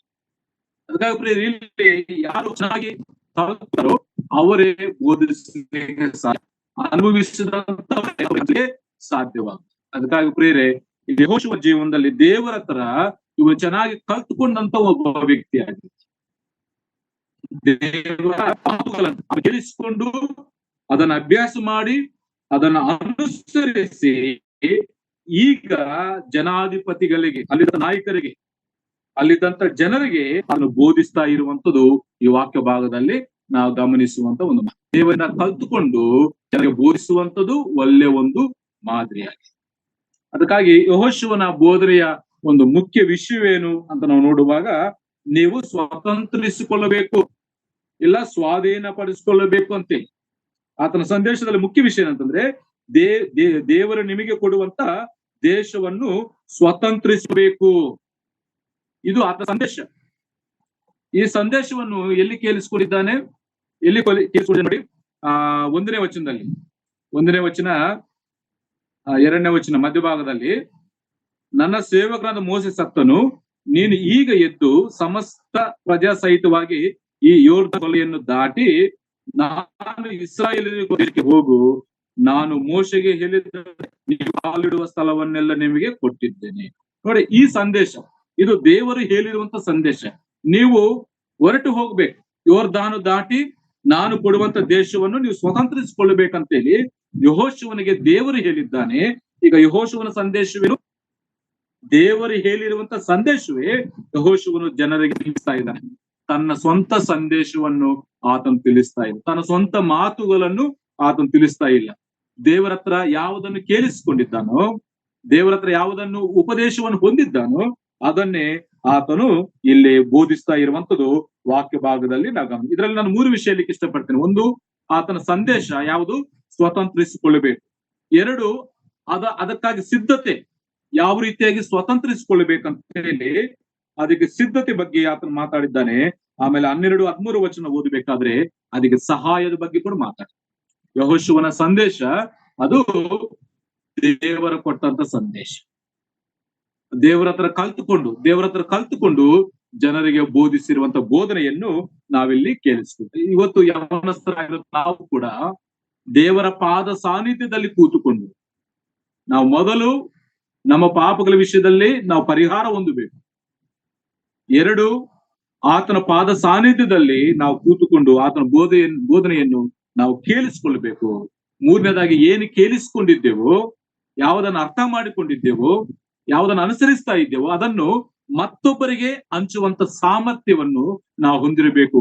ಅದು ಯೆಹೋಶುವನು ಹೊಂದಿದ್ದಾನಂತೇಳಿ ಈ ವಚನ ಭಾಗದಲ್ಲಿ ನಾವು ಗಮನಿಸ್ತೇವೆ. ಅದಕ್ಕಾಗಿ ಆತನ ಸಂದೇಶದಲ್ಲಿರುವ ವಿಷಯಗಳನ್ನು ಒಂದು 3-4 ವಿಷಯಗಳನ್ನು ನಾನು ಇಲ್ಲಿ ನಿಮಗೆ ನೆನಪಿಗೆ ತರಲಿಕ್ಕೆ ನಾನು ಇಷ್ಟವುಳ್ಳವನು ಆಗಿದ್ದೇನೆ. ನೋಡಿ, ಮೊದಲನೇದು, ಇದು ದೇವರ ಕೊಟ್ಟಂತ ಸಂದೇಶ. ಅದು ನಮ್ಮ ಮನಸ್ಸಿನಲ್ಲಿ ಇರಬೇಕು. ಇದು ಮನುಷ್ಯರ ಸಂದೇಶವಲ್ಲ, ಇದು ದೇವರು ಯೆಹೋಶುವನಿಗೆ ಕೊಟ್ಟಂತ ಸಂದೇಶವನ್ನೇ ಜನರಿಗೆ ತಿಳಿಸ್ತಾನೆ. ಅದರಲ್ಲಿ ಆತನು ಹೇಳುವಂತ ಮಾತು, ಇನ್ನು 3 ದಿವಸಗಳಲ್ಲಿ. ಯೆಹೋಶುವನ ಸಂದೇಶದಲ್ಲಿ ಒಂದು ನಿರ್ದಿಷ್ಟವಾದಂತ ಸಮಯದ ಬಗ್ಗೆ ಆತನು ಮಾತಾಡ್ತಾ ಇದ್ದಾನೆ. ಪ್ರಿಯರೇ, ದೇವರು ಕೂಡ ನಮ್ಮ ಜೀವನದಲ್ಲಿ ಆ ಸಮಯಕ್ಕೆ ಬಹಳಷ್ಟು ಪ್ರಾಮುಖ್ಯತೆಯನ್ನು ಕೊಟ್ಟಿದ್ದಾನೆ. ದೇವರ ಸಂದೇಶದಲ್ಲಿ ಸಮಯಕ್ಕೆ ತುಂಬಾ ಒಂದು ಪ್ರಾಮುಖ್ಯತೆಯನ್ನು ಕೊಟ್ಟಿರುವಂತದ್ದು ಮಾತ್ರದಲ್ಲಿ ನಾವು ಇನ್ನು 3 ದಿವಸಗಳ ಒಳಗ ಒಂದು ನಿರ್ದಿಷ್ಟವಾದಂತ ಸಮಯ, ಇಷ್ಟ ಬಂದ ಹಾಗೆ ದಾಟಂಗಿಲ್ಲ.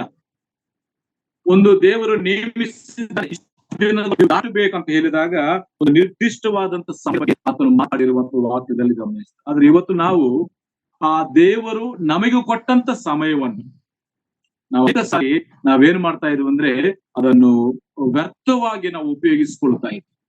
ಈ ಸಮಯ ಒಂದು ಸಾರಿ ಹೋದರೆ ಮತ್ತು ತಿರುಗಿ ಬರುವುದಿಲ್ಲ.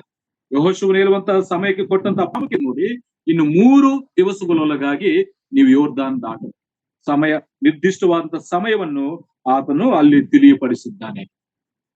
ಅದಕ್ಕಾಗಿ ಪ್ರಿಯರೇ, ನಮ್ಮ ಜೀವನದಲ್ಲಿ ದೇವರು ಕೊಟ್ಟದ್ದು ಅಮೂಲ್ಯವಾದಂತ ಸಮಯವನ್ನು ನಾವು ಬಹು ಬೆಲೆಯುಳ್ಳದ್ದೆಂದು ನಾವು ತಿಳಿದುಕೊಂಡು ಉಪಯೋಗಿಸ್ಬೇಕಂತೇಳಿ ನಾವು ದೇವರ ವಾಕ್ಯ ಭಾಗದಲ್ಲಿ ಕೂಡ ಗಮನಿಸ್ತೇವೆ. ನೋಡಿ, ಎಫೆಸಿ ಪತ್ರಿಕೆ 5ನೇ ಅಧ್ಯಾಯದಲ್ಲಿ ಆ ವಿಷಯವನ್ನು ನಾವು ನೋಡ್ತೇವೆ. ಸಮಯಕ್ಕೆ ಎಷ್ಟು ಬೆಲೆ ಇದೆ ಅಂತ ಹೇಳಿ 5ನೇ ಅಧ್ಯಾಯ 16ನೇ ವಚನ, 5ನೇ ಅಧ್ಯಾಯ 16ನೇ ವಚನದಲ್ಲಿ, ಈ ದಿನಗಳು ಕೆಟ್ಟವುಗಳಾಗಿವೆ, ಆದದರಿಂದ ಕಾಲವನ್ನು ಸುಮ್ಮನೆ ಕಳಕೊಳ್ಳದೆ ಅದು ಬೆಲೆಯುಳ್ಳದ್ದೆಂದು ಉಪಯೋಗಿಸಿಕೊಳ್ಳಿರಿ. ದೇವರ ವಾಕ್ಯದಲ್ಲಿ ಸಮಯಕ್ಕೆ ಅಮೂಲ್ಯವಾದಂತ ಪ್ರಾಮುಖ್ಯತೆಯನ್ನು ಕೊಟ್ಟಿದ್ದಾನೆ. ದಿನಗಳು ಕೆಟ್ಟವುಗಳಾಗಿವೆ. ಮತ್ತು ನಾವು ನೋಡುವಂತ ದಿನಗಳು ಅಂತ್ಯ ದಿನಗಳಾಗಿವೆ. ಯಾವ ಸಮಯದಲ್ಲಿ ಏನು ಸಂಭವಿಸಲಿಕ್ಕೆ ಗೊತ್ತಿಲ್ಲ. ಅಂತ್ಯ ದಿನಗಳಲ್ಲಿ ಭಯಂಕರ ಜನರು ಬರುವಂತ ದಿವಸಗಳಾಗಿದೆ. ಅದಕ್ಕಾಗಿ ಆ ದೇವರು ನಮಗೆ ಕೊಟ್ಟಂತ ಈ ಸಮಯವನ್ನು ನಾವೇನ್ ಮಾಡಬಾರದು, ಸುಮ್ಮನೆ ಕಳಕೊಳ್ಳದೆ. ಇವತ್ತು ಅನೇಕ ಜನರು ದೇವರು ಕೊಟ್ಟಂತ ಸಮಯವನ್ನು, ದೇವರು ಕೊಟ್ಟಂತ ಅವಕಾಶವನ್ನು ಅವರು ಸುಮ್ಮನೆ ಕಳ್ಕೊಳ್ತಾ ಇದ್ದಾರೆ, ವ್ಯರ್ಥವಾಗಿ ಕಳ್ಕೊಳ್ತಾ ಇದ್ದಾರೆ. ಅದು ಆ ಸಮಯ ಹಿಂತಿರುಗಿ ಬರುವುದಿಲ್ಲ ಪ್ರಿಯ. ಅದಕ್ಕಾಗಿ ದೇವರು ಕೊಟ್ಟಂತ ಸಮಯ ಅದು ಅಮೂಲ್ಯವಾದ, ಅದು ಕಾಲವನ್ನು ಸುಮ್ಮನೆ ಕಳ್ಕೊಳ್ಳದೆ ಅದನ್ನು ಬೆಲೆಯುಳ್ಳದ್ದೆಂದು ದೇವರು ಕೊಟ್ಟಂತ ಸಮಯವನ್ನು ನಾವೇನ್ ಮಾಡಬೇಕು, ಉಪಯೋಗಿಸಿಕೊಳ್ಳಬೇಕು ಅಂತೇಳಿ ವಾಕ್ಯ ಭಾಗದಲ್ಲಿ ನಾವು ಗಮನಿಸ್ತೀವಿ. ಸಂದೇಶದಲ್ಲಿ ಪ್ರಾಮುಖ್ಯವಾದಂತ ಒಂದು ವಿಷಯ, ಪ್ರಾಮಾಣಿಕತೆಯನ್ನು ಕೊಟ್ಟಿರುವಂತದ್ದು ನಾವು ವಾಕ್ಯ ಭಾಗದಲ್ಲಿ ನಾವು ಗಮನಿಸ್ತೇವೆ. ಇನ್ನು 3 ದಿವಸಗಳು ಅಂದ್ರೆ ಸಮಯ, ನಿರ್ದಿಷ್ಟವಾದಂತ ಸಮಯದಲ್ಲಿ ನೀವು ಯೋರ್ದಾನ್ ದಾಟಬೇಕು. 2ನೇ ವಿಷಯ, ಒಂದು ಕಷ್ಟಕರವಾದಂತ ಕೆಲಸದ ಬಗ್ಗೆ ಅಲ್ಲಿ ಮಾತಾಡ್ತಾರೆ. ಒಂದು ನಿರ್ದಿಷ್ಟವಾದಂತ ಸಮಯದ ಬಗ್ಗೆ ಮಾತಾಡಿದ್ದಾನೆ. 2ನೇದಾಗಿ ಯೋರ್ದಾನ್ ಹೊಳೆಯನ್ನು ದಾಟಬೇಕು. ಇದು ತುಂಬಾ ಕಷ್ಟಕರವಾದಂತ ಒಂದು ಕೆಲಸವಾಗಿದೆ. ಇದು ದಾಟ್ಲಿಕ್ಕೆ ಅವರ ಶಕ್ತಿ, ಅವರ ಸಾಮರ್ಥ್ಯವು ಸಾಕಾಗೋದಿಲ್ಲ. ನಾವು 3ನೇ ಅಧ್ಯಾಯದಲ್ಲಿ ಓದ್ತೇವೆ, ದೇವರ ಮಹಾಕೃಪೆಯಿಂದ ಅವರು ದಾಟಿದ್ದಾರೆ. ಅದಕ್ಕಾಗಿ ಇಲ್ಲಿ ನಾನು ಹೇಳಲಿಕ್ಕೆ ಇಷ್ಟಪಟ್ಟಿದ್ದು, ಈ ಯೋರ್ದಾನ್ ಅನ್ನುವಂಥದ್ದು ನಮ್ಮ ಜೀವನದಲ್ಲಿ ನಮ್ಮ ಮರಣಕ್ಕೆ ಒಂದು ಸಾದೃಶ್ಯವಾಗಿ ನಾವು ನೋಡಬಹುದು, ಮತ್ತು ಶರೀರದ ಇಚ್ಛೆಗಳಿಗೆ ಸಾದೃಶ್ಯವಾಗಿ ನಾವು ನೋಡಬಹುದು. ಈ ಶರೀರವನ್ನು, ಈ ಮರಣವನ್ನು ನಾವು ಜಯಿಸಬೇಕಂದ್ರೆ ನಮ್ಮ ಶಕ್ತಿ, ನಮ್ಮ ಸಾಮರ್ಥ್ಯ ಸಾಕಾಗೋದಿಲ್ಲ. ನಾವು ದೇವರ ಮೇಲೆ ಆತುಕೊಳ್ಳಬೇಕು, ದೇವರ ಶಕ್ತಿಯನ್ನು ನಾವು ಆಶ್ರಯಿಸಿಕೊಳ್ಳಬೇಕಂತೇಳಿ ವಾಕ್ಯ.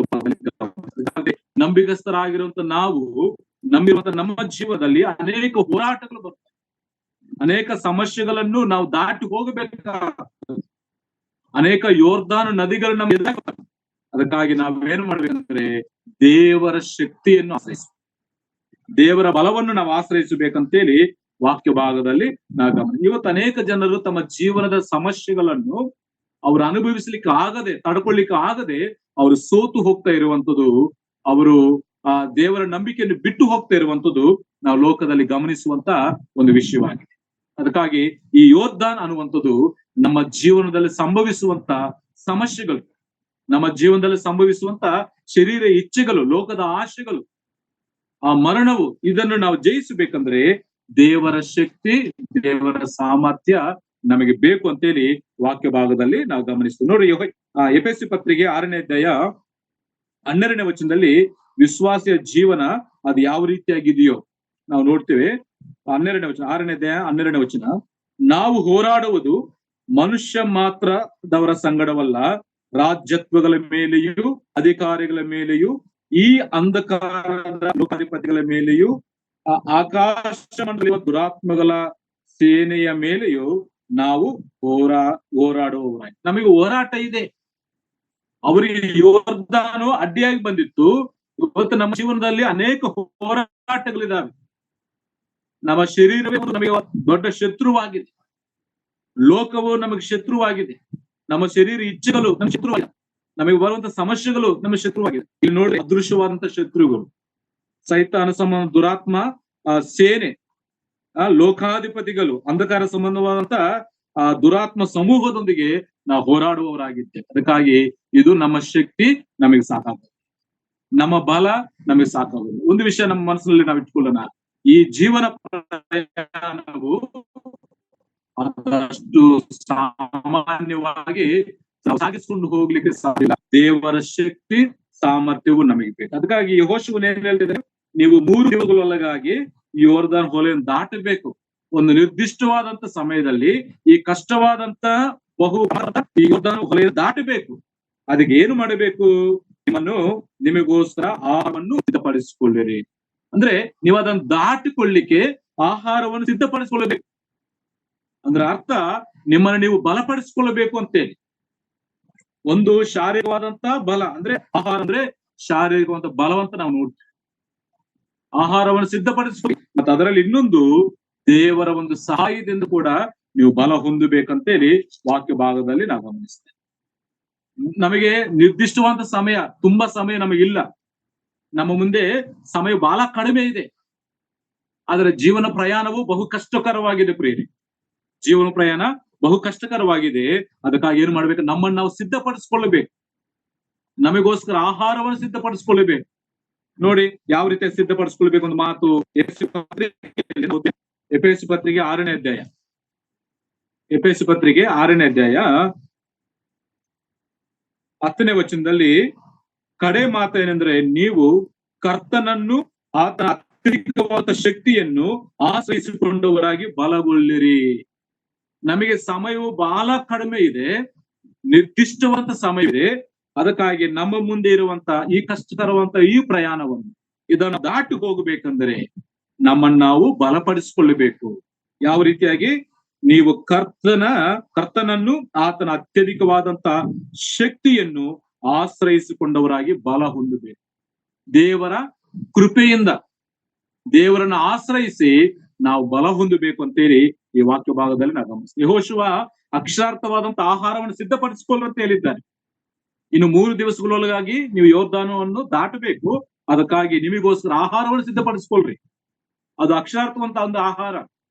ಆದ್ರೆ ಇವತ್ತು ಆಧ್ಯಾತ್ಮಿಕವಾದಂತ ಪರಿಪಕ್ವತೆ ಹೊಂದಲಿಕ್ಕಿಂತ ನಮಗೆ ಅದು ಏನಂತಂದ್ರೆ ದೇವರ ಕೃಪೆ ಮತ್ತು ವಾಕ್ಯವೆಂಬ ಆಹಾರದಿಂದ ನಮ್ಮನ್ನು ನಾವು ಬಲಪಡಿಸಿಕೊಳ್ಳಬೇಕು ಅಂತೇಳಿ ಇಲ್ಲಿ ದೇವರ ಶಕ್ತಿಯನ್ನು ಆಶ್ರಯಿಸಿಕೊಂಡವರಾಗಿ ಬಲಗೊಳ್ಳಿರಿ ಅಂತೇಳಿ. ಮತ್ತೆ ಇನ್ನೊಂದು ಮಾತಲ್ಲಿ ನಾವು ಓದ್ತೀವಿ 11ನೇ ವಚನದಲ್ಲಿ, ಸೈತಾನನ ತಂತ್ರೋಪಾಯಗಳನ್ನು ನೀವು ಎದುರಿಸಿ ನಿಲ್ಲುವುದಕ್ಕೆ ಶಕ್ತರಾಗುವಂತೆ ದೇವರ ದಯಪಾಲಿಸುವ ಸರ್ವಾಯುಧಗಳನ್ನು ಧರಿಸಿ. ಒಂದು, ದೇವರನ್ನು ಆಶ್ರಯಿಸಿ ನೀವು ಬಲಗೊಳ್ಳಬೇಕು. ಮತ್ತೆ ಅದೇ ರೀತಿಯಾಗಿ ದೇವರು ಕೊಡುವಂತ ಸರ್ವಾಯುಧಗಳನ್ನು ನಾವು ಧರಿಸಿಕೊಳ್ಳಬೇಕಂತೇಳಿ ಈ ವಾಕ್ಯ ಭಾಗದಲ್ಲಿ ನಾವು ಗಮನಿಸ್ತೇವೆ. 13ನೇ ವಚನ ನೋಡಿ. ಆದದ್ದರಿಂದ ಕಠಿಣ ಯುದ್ಧವು ನಡೆಯುವ ದಿವಸದಲ್ಲಿ ಆ ವೈರಿಗಳನ್ನು ಎದುರಿಸುವುದಕ್ಕೂ ಮಾಡಬೇಕಾದದ್ದೆಲ್ಲವನ್ನು ಮಾಡಿ ಜಯಶಾಲಿಗಳಾಗಿ ನಿಲ್ಲುವುದಕ್ಕೂ ಶಕ್ತರಾಗುವಂತೆ ದೇವರು ದಯಪಾಲಿಸುವ ಸರ್ವಾಯುಧಗಳನ್ನು ತೆಗೆದುಕೊಂಡ್ರಿ. ಕಠಿಣವಾದಂತ ಯುದ್ಧ, ಕಡೇ ದಿನಗಳಲ್ಲಿ ಕಠಿಣವಾದಂತ ಯುದ್ಧದಲ್ಲಿ ನಾವು ಜಯಶಾಲಿಗಳಾಗಬೇಕಂದ್ರೆ, ನಾವು ಶಕ್ತಿಶಾಲಿಗಳಾಗಿ ಇದನ್ನು ದಾಟಿ ನಾವು ಮುಂದೆ ಹೋಗಬೇಕಾದರೆ ನಾವೇನ್ ಮಾಡ್ಬೇಕು? ದೇವರು ಕೊಡುವಂತ ಸರ್ವಾಯುಧಗಳನ್ನು ನಾವು ಧರಿಸಿಕೊಳ್ಳಬೇಕು. ಆ ಆಯುಧಗಳ ಕೆಳಗಡೆ ಮುಖ್ಯ ಭಾಗದಲ್ಲಿ ನಾವು ಓದ್ತೇವೆ. ಅದರ ಬಗ್ಗೆ ನಾನು ಆಲೋಚನೆ ಮಾಡ್ತಾ ಇಲ್ಲ. ಅದಕ್ಕಾಗಿ ನಮ್ಮ ಮುಂದೆ ಇರುವಂತ ಈ ಕಠಿಣವಾದಂತ ಯೋರ್ಧಾನೆಯನ್ನು ನಾವು ದಾಟ್ಲಿಕ್ಕೆ ನಮ್ಮನ್ನು ನಾವು ಸಿದ್ಧಪಡಿಸ್ಕೊಳ್ಬೇಕು. ಯೆಹೋಶುವನು ಅವರಿಗೆ ಆಹಾರವನ್ನು ಸಿದ್ಧಪಡಿಸ್ಕೊಳ್ಬೇಕಂತ ಹೇಳಿದ್ದಾನೆ. ಅವರ ದೇಹಗಳಿಗೆ ಬಲ ಬೇಕಂತ ಹೇಳಿದ್ದಾನೆ. ಅದರ ಆಧ್ಯಾತ್ಮಿಕ ಜೀವನದಲ್ಲಿ ನಮಗೆ ದೇವರ ವಾಕ್ಯವೆಂಬ ಆಹಾರ ಬೇಕು ಮತ್ತು ನಾವು ದೇವರನ್ನು ಆಶ್ರಯಿಸಿಕೊಳ್ಬೇಕು ಮತ್ತು ದೇವರು ಕೊಡುವಂತ ಸರ್ವಾಯುಧಗಳನ್ನು ನಾವು ಧರಿಸಿಕೊಂಡು ನಾವು ಸಿದ್ಧರಾಗಿರ್ಬೇಕು. 2 ತಿಮೋಥನ ಪತ್ರಿಕೆ 2ನೇ ಅಧ್ಯಾಯ 1ನೇ ವಚನದಲ್ಲಿ ಒಂದು ಮಾತಿದೆ. ನನ್ನ ತಿಮೋಥನಿಗೆ ಹೇಳುವಂತ ಮಾತು, ನೀನು ಯೇಸು ಕ್ರಿಸ್ತನ ಕೃಪೆಯಲ್ಲಿ ಬಲ ಹೊಂದಿದವನಾಗ. ಯೇಸು ಕ್ರಿಸ್ತನ ಕೃಪೆಯಲ್ಲಿ ನಾವು ಬಲ ಹೊಂದಬೇಕು. ಯೋಹಾನ ಪತ್ರಿಕೆ 1ನೇ ಪತ್ರಿಕೆ 2ನೇ ಅಧ್ಯಾಯ 14ನೇ ವಚನದಲ್ಲಿ, ಯವನಸ್ಥರೇ ನೀವು ಬಲವಂತರು, ದೇವರ ವಾಕ್ಯವು ನಿಮ್ಮಲ್ಲಿ ನಿಂತುಕೊಂಡಿದೆ, ನಿಮ್ಮಲ್ಲಿ ಇದೆ ಅಂತ. ಅದಕ್ಕಾಗಿ ನಮ್ಮನ್ನು ಯಾವ ರೀತಿಯಾಗಿ ಬಲಪಡಿಸಿಕೊಳ್ಳಬೇಕು ಅಂದ್ರೆ, ನಾವು ದೇವರನ್ನು ಆಶ್ರಯಿಸಿಕೊಳ್ಳಬೇಕು ಮತ್ತು ದೇವರು ಕೊಡುವಂತ ಸರ್ವಾಯುಧಗಳನ್ನು ಧರಿಸಿಕೊಳ್ಳಬೇಕು. ದೇವರ ಕೃಪೆಯಿಂದ ನಾವು ಬಲ ಹೊಂದಬೇಕು ಮತ್ತು ದೇವರ ವಾಕ್ಯವನ್ನು ನಮ್ಮಲ್ಲಿ ಇಟ್ಟುಕೊಂಡು ನಾವು ಬಲ ಹೊಂದಬೇಕಂತೇಳಿ ಇಲ್ಲಿ ಯೆಹೋಶುವನು ಅವರಿಗೆ ಹೇಳಿದ್ದ. ಮೊದಲು ನಿರ್ದಿಷ್ಟವಾದ ಸಮಯದ ಬಗ್ಗೆ ಮಾತಾಡಿದ್ದಾನೆ. 2, ಅವರ ಮುಂದೆ ಇದ್ದಂತ ಕಷ್ಟವಾದಂತ ಪ್ರಯಾಣದ ಬಗ್ಗೆ ಮಾತಾಡಿದ್ದಾನೆ. ಆ ಪ್ರಯಾಣವನ್ನು ಅವರು ಜಯಿಸ್ಲಿಕ್ಕೆ ತಮ್ಮನ್ನು ತಾವು ಸಿದ್ಧಪಡಿಸಿಕೊಳ್ಳಬೇಕು, ಆಹಾರವನ್ನು ಸಿದ್ಧಪಡಿಸಿಕೊಳ್ಳಬೇಕಂತೇಳಿ ಸಿದ್ಧದ ಬಗ್ಗೆ ಆತನು ಮಾತಾಡಿದ. ಇನ್ನೊಂದು ಮಾತು ನೋಡಿ, ಅವರು ಸಿದ್ಧಪಡಿಸಿಕೊಳ್ಳಬೇಕು. ಅಷ್ಟು ಮಾತ್ರವಲ್ಲ, 3ನೇ ಅಧ್ಯಾಯ 5ನೇ ವಚನದಲ್ಲಿ ಒಂದು ಮಾತಿದೆ. ಇದಲ್ಲದೆ ಯೆಹೋಶುವನು ಜನರಿಗೆ ನಿಮ್ಮನ್ನು ಶುದ್ಧ ಮಾಡಿಕೊಳ್ಳಿರಿ. ಆ ಯೋರ್ಧಾನ ವಲಯನ್ನು ದಾಟಬೇಕಾದ್ರೆ ಆಹಾರ ಒಂದು ಮಾತ್ರ ಸಿದ್ಧಪಡಿಸ್ಕೊಂಡು ಸಾಕಾಗಲ್ಲ. ಏನ್ ಮಾಡಬೇಕು? ನಿಮ್ಮನ್ನು ನೀವು ಶುದ್ಧ ಮಾಡಿಕೊಳ್ಳಬೇಕು. ನೀವು ಶುದ್ಧರಾಗಿ ಪರಿಶುದ್ಧರಾಗಿ ನೀವಿರಬೇಕು. ಪಾಪ ಇದ್ದಾಗ ನೀವು ದಾಟಿ ಹೋಗ್ಲಿಕ್ಕೆ ಸಾಧ್ಯವಿಲ್ಲ. ಅದಕ್ಕಾಗಿ ಯೆಹೋಶುವನ ಸಂದೇಶದಲ್ಲಿ ಆತನ ಸಿದ್ಧತೆ ಬಗ್ಗೆ ಯಾವ ರೀತಿಯ ಸಿದ್ಧತೆ ಹೊಂದುತ್ತೇಳಿ ಆತನು ತಿಳಿಸಿದ್ದಾನೆ. ನೀವು ಶುದ್ಧರಾಗಬೇಕು ಅಂತೇಳಿ. ಮತ್ತಿನ್ನೊಂದು ಮಾತು ನೋಡಿ, ಆ 3ನೇ ಅಧ್ಯಾಯದಲ್ಲಿ ಮತ್ತೊಂದು ಮಾತು, 3ನೇ ವಚನ ಕಡೆಯ ಭಾಗದಲ್ಲಿ ನೋಡಿ. 3ನೇ ವಚನ ಕಡೆಯ ಭಾಗದಲ್ಲಿ, ಮಂಜೂಷ ಹೊತ್ತಿರುವುದನ್ನು ಕಂಡ ಕೂಡಲೇ ನೀವು ನಿಮ್ಮ ಸ್ಥಳವನ್ನು ಬಿಟ್ಟು ಅದರ ಹಿಂದೆ ಹೋಗಿರಿ. ದೇವರ ಮಂಜೂಷವನ್ನು ಹೊತ್ತುಕೊಂಡಾಗ ಆ ಲೇವಿಯರು ಯಾಜಕರು ಬಂದು ದೇವರ ಮಂಜೂಷವನ್ನು ಎತ್ತುಕೊಂಡಾಗ ಇವ್ರೇನ್ ಮಾಡ್ಬೇಕು? ಅದರ ಹಿಂದೆ ಹೋಗ್ಬೇಕು, ಅದರ ಮುಂದೆ ಇರಬಾರದು. ಅದ್ರ ಹಿಂದೆ ಹೋಗ್ಬೇಕಂದ್ರೆ ಅರ್ಥ ದೇವರಿಗೆ ಅವಕಾಶ ಕೊಡಬೇಕು. ಅರ್ಥ ಆಯ್ತಾ? ದೇವರೇ ಈ ಮಾರ್ಗವನ್ನು, ಈ ಪ್ರಯಾಣವನ್ನು ನೀನ್ ನಡೆಸಂತೇಳಿ ಅವರನ್ನು ಮುಂದಿಟ್ಟು ನಾವು ಹಿಂದೆ ಹೋಗ್ಬೇಕೆಂಬ ಸತ್ಯವನ್ನು ಇಲ್ಲಿ ಗಮನಿಸ್ತಾ ಇದ್ದೀವಿ. ಯೆಹೋಶುವನ ಸಂದೇಶದಲ್ಲಿ ಅವರನ್ನು ಯಾವ ರೀತಿಯಾಗಿ ಸಿದ್ಧಪಡಿಸ್ತಾ ಇದೆ ನೋಡಿ. ಆತ್ಮಿಕವಾದಂತ ಪರಿಪಕ್ವತೆ ಹೊಂದಿರೋ ಒಬ್ಬ ನಾಯಕನು, ಒಬ್ಬ ಯವನಸ್ಥನು ಅವರನ್ನು ಯಾವ ರೀತಿಯಾಗಿ ಸಿದ್ಧಪಡಿಸ್ತಾ ಅಂದ್ರೆ, ಅವರ ಮುಂದಿದ್ದಂತ ಸಮಯವನ್ನು ಬಗ್ಗೆ ಅದನ್ನು ಮಾತಾಡಿದ. ನಿರ್ದಿಷ್ಟವಾದ ಸಮಯ ನಿಮಗಿದೆ ಅಂತೆ ಮತ್ತು ಕಠಿಣವಾದ ಬಗ್ಗೆ ಮಾತಾಡಿದ್ದಾನೆ. 3ನೇದಾಗಿ ಆ ಪ್ರಯಾಣಕ್ಕೆ ಬೇಕಾದ ಸಿದ್ಧತೆ ಬಗ್ಗೆ ಆತನು ಮಾಡಿದ. ಆಹಾರವನ್ನು ಅವರು ಸಿದ್ಧ ಮಾಡಿಕೊಳ್ಳಬೇಕು. ಅವರ ಅಕ್ಷಾರ್ಥವಂತ ಆಹಾರ ಇವತ್ತು ನಮಗೆ ದೇವರ ವಾಕ್ಯವೆಂಬ ಆಹಾರದಿಂದ ನಾವು ಸಿದ್ಧ ಮಾಡಿಕೊಳ್ಳಬೇಕು ಮತ್ತು ಪರಿಶುದ್ಧತೆಯಲ್ಲಿ ನಾವು ಸಿದ್ಧರಾಗಿರ್ಬೇಕು. ದೇವರಿಗೆ ಅವಕಾಶ ಕೊಡಬೇಕು. ನಾವು ದೇವರನ್ನು ಮುಂದಿಟ್ಟು ದೇವರನ್ನು ಸನ್ಮಾನಿಸುತ್ತಾ ಆತನ ಹಿಂದೆ ನಾವು ಹೋಗಬೇಕಂತೇಳಿ ಈ ವಚನ ಭಾಗದಲ್ಲಿ ನಾವು ಗಮನಿಸ್ತಾ ಇದ್ದೀವಿ. ಅದಕ್ಕಾಗಿ ಪ್ರಿಯರೇ, ಯೆಹೋಶುವನ ಸಂದೇಶದಲ್ಲಿ ಇರುವಂತ ವಿಷಯ ಏನಂತಂದ್ರೆ, ಸಹೋದರರನ್ನು ಸಿದ್ಧಪಡಿಸ್ತಾ ಇದ್ದಾನೆ. ಸಹೋದರರನ್ನು ಸಿದ್ಧಪಡಿಸಿ ಯೋರ್ದಾನಿಯನ್ನು ದಾಟ್ಲಿಕ್ಕೆ ಪ್ರೋತ್ಸಾಹ ಅವರಿಗೆ ಪ್ರೇರೇಪಣೆ ಕೊಟ್ಟಿರುವಂತದ್ದು ಈ ವಚನ ಭಾಗದಲ್ಲಿ ನಾವು ಗಮನಿಸ್ತೀವಿ. ಮತ್ತೆ ಇನ್ನೊಂದು ಮಾತು, ಆತನ ಸಂದೇಶದಲ್ಲಿ ಮತ್ತೊಂದು ಮಾತಿದೆ. 13ನೇ ವಚನ, ಯೆಹೋವನ ಸೇವಕನಾದ ಮೋಶೆಯು ನಿಮಗೆ ಆಜ್ಞಾಪಿಸಿದ್ದನ್ನು ನೆನಪು ಮಾಡಿಕೊಳ್ಳಿರಿ. ನಿಮ್ಮ ದೇವರಾದ ಯೆಹೋವನು ನಿಮಗೆ ಈ ದೇಶವನ್ನು ಕೊಟ್ಟು ಆಮೇಲೆ 15ನೇ ವಚನದಲ್ಲಿ ನಾವು ಓದಬೇಕಾದ್ರೆ, ನಿಮ್ಮ ದೇವರಾದ ಯೆಹೋವನು ಕೊಡುವ ಆ ದೇಶವನ್ನು ನಿಮ್ಮ ಸಹೋದರರು ಸ್ವಾಧೀನ ಮಾಡಿಕೊಂಡು ಅವರು ನಿಮ್ಮಂತೆ ವಿಶ್ರಾಂತಿ ಹೊಲೆಯ ಪೂರ್ವ ದಿಕ್ಕಿನಲ್ಲಿ ಸ್ವಾಸ್ಥ್ಯವಾಗಿ ಕೊಟ್ಟ ದೇಶಕ್ಕೆ ತಿರುಗಿ ಬಂದು ಅದನ್ನು ಅನುಭವಿಸಬಹುದು. 15ನೇ ವಚನ 14ನೇ ಕಡೆ ಭಾಗದಲ್ಲಿ ನೋಡಿ, ಯುದ್ಧ ಸನ್ನದ್ಧರಾಗಿ ನಿಮ್ಮ ಸಹೋದರರ ಮುಂದಿಟ್ಟು ಒಲೆ ದಾಟಿ ಸಹಾಯ ಮಾಡಿರಿ.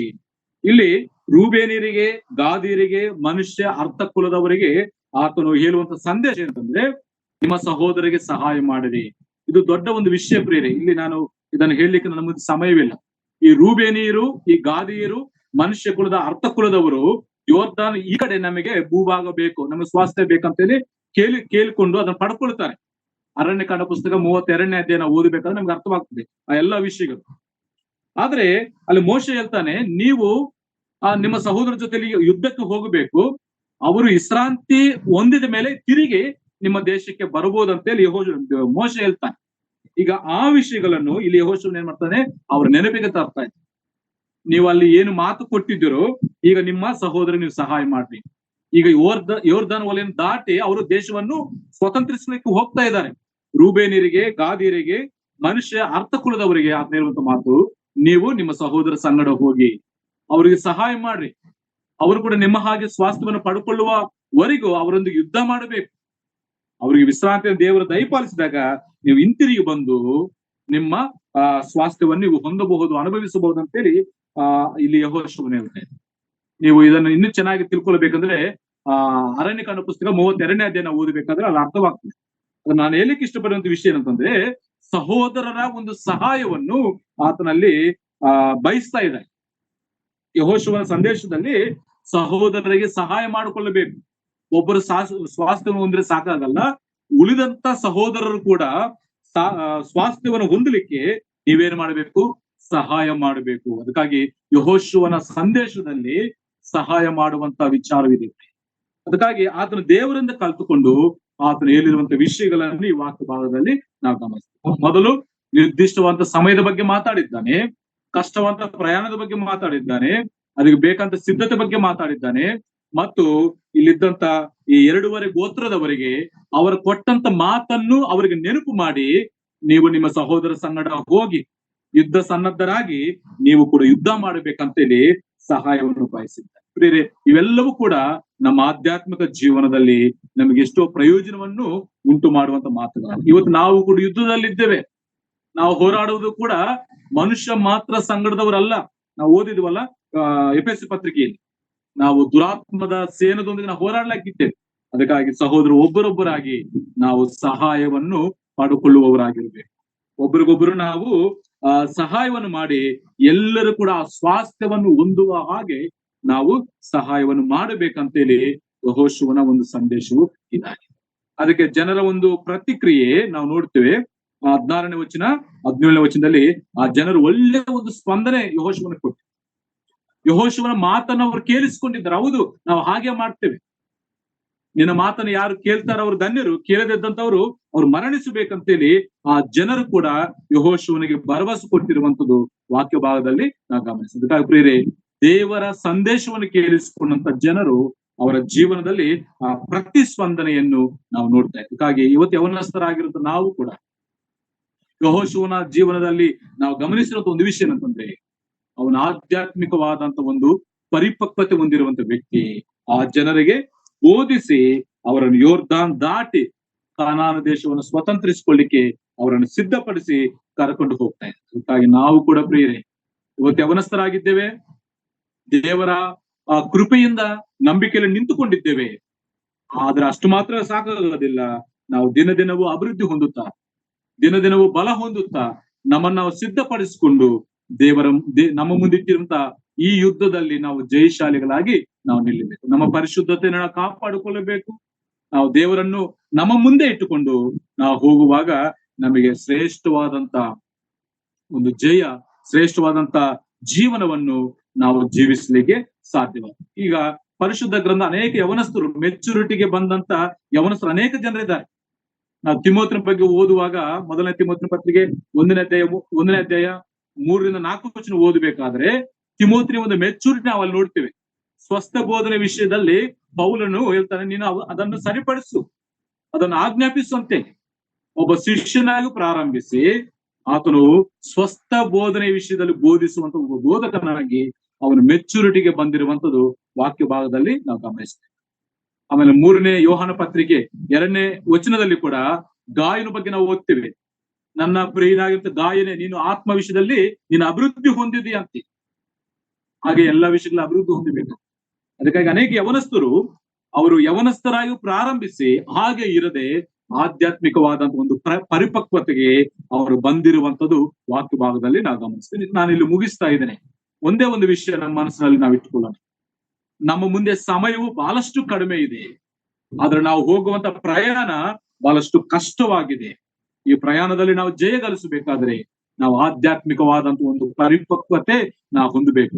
ನಮ್ಮನ್ನು ನಾವು ಸಿದ್ಧಪಡಿಸ್ಕೊಳ್ಬೇಕು, ಆಹಾರವನ್ನು ಸಿದ್ಧಪಡಿಸ್ಕೊಳ್ಬೇಕು, ದೇವರ ಕೃಪೆಯನ್ನು ಆಶ್ರಯಿಸಿಕೊಳ್ಬೇಕು, ದೇವರು ಕೊಡುವಂತ ಸರ್ವಾಯುಧಗಳನ್ನು ನಾವು ಧರಿಸಿಕೊಳ್ಬೇಕು. ನಾವು ಪರಿಶುದ್ಧರಾಗಿ ದೇವರನ್ನು ನಮ್ಮ ಮುಂದೆ ಇಟ್ಟುಕೊಂಡು ನಾವು ಹೋಗುವಾಗ ನಮ್ಮ ಸಹೋದರರು ಕೂಡ ನಮಗೆ ಸಹಾಯ ಮಾಡ್ತಾರೆ. ನಾವು ಜಯಶಾಲಿಗಳಾಗಿ ಈ ಭೂಲೋಕದಲ್ಲಿ ಜೀವಿಸಲಿಕ್ಕೆ ಸಾಧ್ಯವಾಗುತ್ತೆ. ಪ್ರಿಯರೇ, ಯವನಸ್ಥರ ನಾವು ಆ ದೇವರು ಆಶಿಸಿದ ಮೇರೆಗೆ ಆ ಪರಿಪಕ್ವತೆ ಹೊಂದಿ ದೇವರ ಬರೋಣಕ್ಕಾಗಿ ನಾವು ಜೀವಿಸೋಣ. ಆ ರೀತಿಯಾಗಿ ಜೀವಿಸಲಿಕ್ಕೆ ದೇವರು ನಮಗೆ ಸಹಾಯ ಮಾಡ್ಲಿ. ದೇವರು ಕೊಟ್ಟಂತ ಮಾತುಗಳನ್ನು ಮುಗಿಸುತ್ತಾ ನಿಮ್ಮೆಲ್ಲರಿಗೂ ನನ್ನ ಧನ್ಯವಾದಗಳನ್ನು ತಿಳಿಸ್ತಾ ಇದ್ದೇನೆ. ಎಲ್ಲರಿಗೂ ಧನ್ಯವಾದ.